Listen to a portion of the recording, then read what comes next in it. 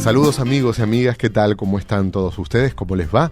Nosotros estamos muy bien aquí en Luz Radio compartiendo con todos ustedes siempre temas de interés, temas que nosotros consideramos que pueden ser también del interés de todos ustedes, y nos estamos acercando ya a lo que la Iglesia Católica considera la Semana Mayor, especialmente el Triduo Pascual. Los 3 días que considera la Iglesia Católica son del paso de Dios, que es lo que significa Pascua, ¿no? Un paso, un momento importante, y con motivo de esta fiesta, porque la Iglesia Católica lo considera una fiesta, vamos a analizar el eje central de esta fiesta, que es el personaje de Jesús, o apodado también Jesús de Nazaret. Para ello vamos a conversar, como siempre, con Gabriel. Todos los miércoles está aquí con nosotros para conversar, discutir, estar de acuerdo y en desacuerdo también. Gabriel, ¿cómo estás? Bien, gracias, Alexander. ¿Cómo te ha ido a ti? De lo mejor, aquí preparándonos para...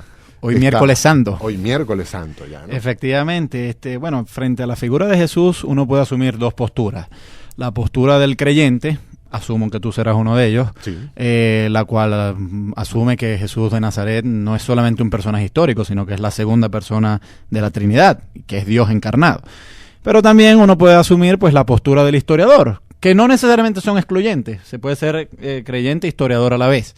Pero claro, hay ciertas cosas en las cuales quizás el historiador no va a estar de acuerdo con el creyente. El historiador no va a asumir que Jesús es la segunda persona de la Trinidad, que es Dios encarnado, sino que es sencillamente pues un personaje histórico como Julio César, como Hugo Chávez, como Marcos Pérez Jiménez, como cualquier otro, y que los detalles de su vida hay que estudiarlos con los métodos propios de la historiografía. Entonces, en función de eso, yo creo que se amerita hacer un análisis historiográfico y no propiamente teológico de la vida de Jesús. Cuando hablamos de un análisis historiográfico, nos referimos a investigar dónde se habla de esos personajes y si realmente existió o no. Claro. Bueno, está muy bien, buena tu sugerencia, porque algunos historiadores han llegado a decir que Jesús no existió. Uh-huh. Y hay todo un debate respecto a la existencia o inexistencia de Jesús. Hay alguna gente que ha dicho, bueno, Jesús es más bien como Guillermo Tell o como Robin Hood, personajes que tienen leyendas en torno a ellos, pero que realmente no existieron. Y tienen algunos argumentos a favor de la existencia de Jesús y otros argumentos en contra de la existencia de Jesús.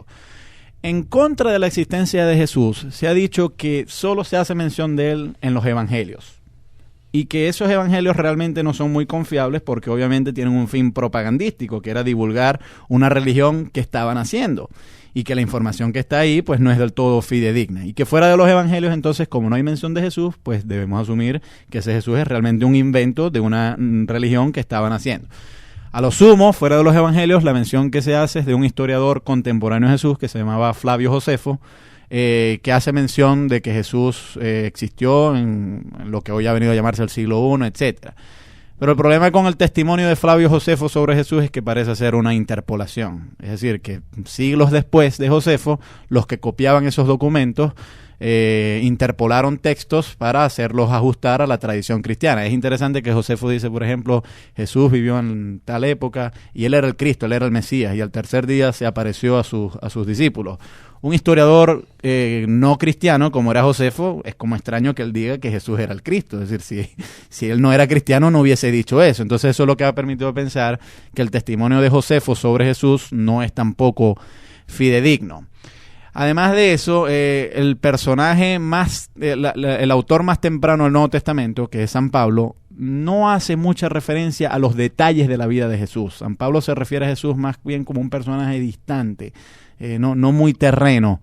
No da detalles sobre su nacimiento, ni siquiera sobre su ejecución, y a lo sumo sobre su resurrección, que se apareció a sus discípulos y al mismo Pablo, pero no hay muchos detalles históricos. Pablo tampoco convivió con él, no vivió con él, fue efectivamente un agregado apóstol posterior. Claro, entonces, claro, los que postulan que Jesús no existió, más bien sostienen que fue un personaje inventado por Pablo, y una vez que se divulgó ese personaje, pues entonces los evangelios, que son posteriores a Pablo, elaboraron aún más la leyenda. Entonces, de hecho, Pablo va a ser central en el Nuevo Testamento, ¿no? La acción... Claro, es realmente el fundador del cristianismo institucionalizado, ¿no? Y claro, los que postulan que Jesús no existió dicen ese personaje es un invento de Pablo, y que luego los evangelistas lo tomaron y desarrollaron aún más la leyenda. Entonces, Aún otro argumento en contra de la existencia de Jesús es que se dice, bueno, si nosotros nos ponemos a analizar la figura de Jesús tal cual está representada, no solamente en los evangelios, sino sobre todo en las cartas de San Pablo, tiene muchas similitudes con dioses mediterráneos, con Osiris, con Dionisios. Estos eran dioses que morían y renacían. Entonces alguna gente ha dicho, bueno, si estos dioses nacen y renacen y los judíos estaban influidos por las ideas religiosas de los pueblos vecinos, pues es plausible pensar que así como Dionisio y Osiris son inventos mitológicos, pues quizás también Jesús fue un personaje mitológico que realmente no existió. De manera tal que esos son, digamos, los argumentos en contra de la existencia de Jesús. Yo te digo, yo sí acepto que hubo un Jesús histórico. Puede ser que yo no acepte que sea la segunda persona de la Trinidad, pues yo lo considero un personaje histórico como cualquier otro, pero sí creo que existió. Ya eso entra en otra Sí, materia, claro, que es el dogma, la concepción. Efectivamente, aquí no estamos hablando de teología, sino de historia. Y creo que hay buenos argumentos a favor de la existencia de Jesús. En primer lugar, yo creo que hay que darle un voto de confianza a los evangelios. Es decir, si los evangelios, que son 4 crónicas, nos dan buenos detalles y coinciden en varias cosas, no en todo, pero coinciden en varias cosas respecto a la vida de Jesús, pues eso es razón para creer que Jesús existió. Pero además de eso, en torno a la vida de Jesús se dan ciertos detalles que parecieran ser vergonzosos a los mismos primeros cristianos. Por ejemplo, si uno va a perfilar, si uno va a inventar un Dios, uno no diría que ese Dios fue humillado con una corona de espinas, que fue sometido a latigazos. Nació en un pesebre. Que nació en un pesebre, que venía de un pueblo miserable como Nazaret. No, si uno va a inventar un Dios, uno haría una apoteosis mucho mayor. Entonces el hecho de que esos detalles vergonzosos estén en la narrativa sobre la vida de Jesús hace pensar que sí hubo un Jesús histórico. Precisamente porque si hay detalles vergonzosos, los detalles vergonzosos, los historiadores nos dicen, siempre son indicios de que se está contando algo que es verdadero. Porque si fuese inventado no se incluirían esos detalles. A pesar de lo vergonzoso que pudiera ser, se cuenta la historia. Claro, porque no hay manera de ocultarle y nadie va a inventar detalles vergonzosos. O sea, si yo voy a inventar, por ejemplo, sobre la vida de Simón Bolívar, por ejemplo, la vida de Simón Bolívar ha sido mitologizada en muchos aspectos. Ahora, cuando uno mitologiza la vida de Simón Bolívar, uno no va a decir que era un hombre flaco, con temor, en la batalla era un cobarde. Uno no va a decir eso, bajo de estatura, no. Si uno va a inventar a un Bolívar mitologizado, lo va a presentar como un gran héroe de alta estatura, muy valiente, con firme voz, etcétera. Entonces, puesto que en torno a la vida de Jesús hay detalles que no parecieran ser muy apoteósicos, sino más bien vergonzosos, eso permite pensar que quizás Jesús no era un personaje mitológico, sino que sí fue un personaje histórico.